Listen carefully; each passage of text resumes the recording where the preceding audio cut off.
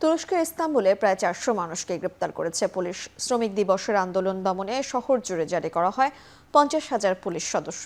বৃহস্পতিবার অনেক স্থানে পুলিশের সাথে সংঘর্ষও হয় বিক্ষোভকারীদের। এ সময় আটককৃতদের জোরপূর্বক বাসে তুলে নিয়ে যায় পুলিশ। 2013 সাল থেকে বিক্ষোভ নিষিদ্ধ থাকা তাকসিম স্কোয়ারে বিক্ষোভকারীদের যাওয়া ঠেকাতে বন্ধ ছিল গণপরিবহন।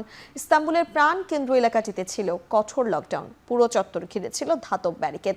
প্রতি বছরের মতো এবারও আন্তর্জাতিক শ্রমিক দিবস উপলক্ষে পূর্ব ঘোষিত কর্মসূচি দেওয়া ছিল শ্রমিকদের ও বিভিন্ন শ্রমিক ইউনিয়নের। কিন্তু ইস্তাম্বুলের মেয়রকে গ্রেপ্তারের জেরে সাম্প্রতিক সরকার বিরোধী আন্দোলনের প্রেক্ষাপটে মে দিবসের কর্মসূচি দমন করে এরদোয়ান প্রশাসন।